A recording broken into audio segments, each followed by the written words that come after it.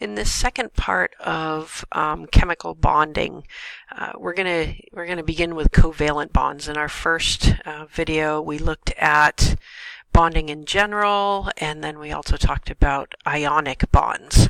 We're moving on to the second kind of bond today, and then eventually we'll move on in a few minutes to metallic bonds. But we're going to look at what is a covalent bond. And with a covalent bond, instead of one atom losing an electron, and then you have a positively charged atom and a negatively charged atom, and they attract each other.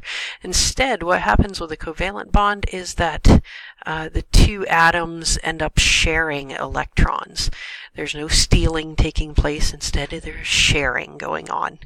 So we're going to look at these covalent bonds using some diagrams that might help you to understand it just a little bit better.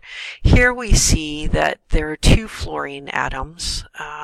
They each had 7 valence electrons, and they each need one more. Well, what they end up doing is sharing a couple of electrons, and now they actually both have 8 valence electrons. Those electrons are actually shared by each atom and go back and forth between those atoms, and therefore help to make up the outer shell for both of those fluorine atoms. Another example happens with water, H2O. We have 2 hydrogens. Each of them have 1 valence electron, and then we have 1 oxygen atom that has 6 valence electrons, and it is covalent bonds that unite those together.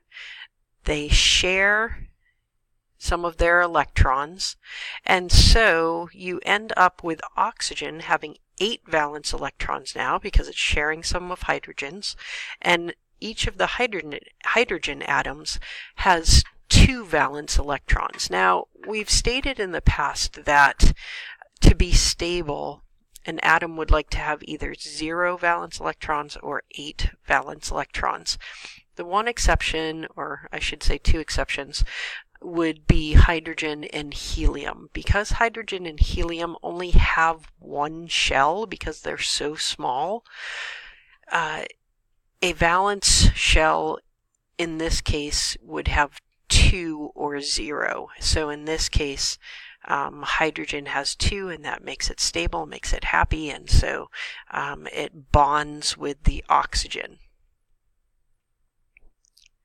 All right, now we're going to take a look at carbon and oxygen.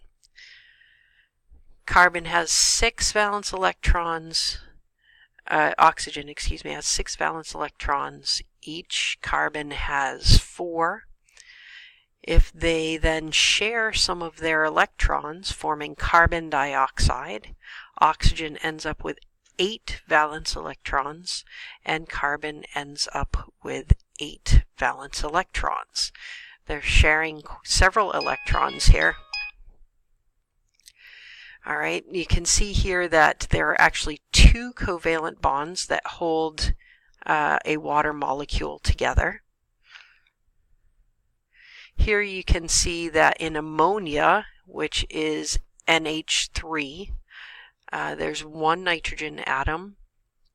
It has 5 valence electrons. You have 3 hydrogen atoms, each with 1 valence electron, and they end up joining using 3 covalent bonds.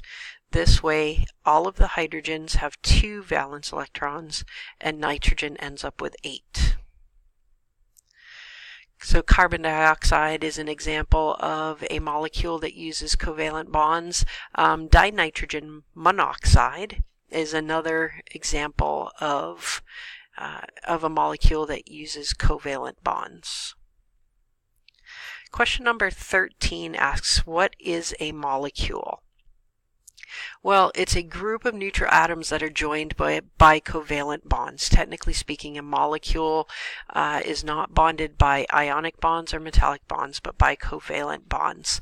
And like a compound, the properties of the molecule are very different from the actual atoms that make up the molecule. Here's an example again, of a molecule, we can say that water is made up of water molecules. The H2O is held together with covalent bonds. Your last question, number 14, what is a metallic bond? This is quite different from either of the other two bonds. In a metallic bond, we say that the valence electrons are basically free to move from atom to atom. When there are metallic bonds at play, we can often say that there's a sea of electrons, with all these electrons just going around, and they're all a part of every atom that's a part of that piece of metal.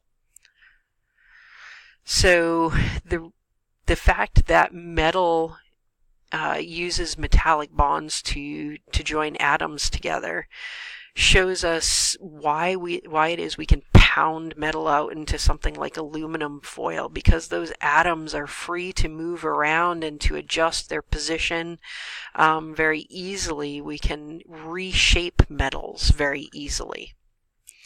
We can pound them out into sheets of metal. We can form them into wires. We can push those atoms around more easily because those electrons are just moving all over the place, and their position can adjust. When the hammer strikes the side of the metal, it pushes everything over, and yet those electrons are still able to stay a part of other atoms as well. All right, here we see an example, kind of a fuzzy one, of a nail that's been bent by a hammer. That can happen because of the way these metallic bonds form. All right, ladies and gentlemen, that's all we're going to talk about with different kinds of bonds right now. We'll be looking a little bit more at how those bonds affect chemical reactions later on. Thanks a lot.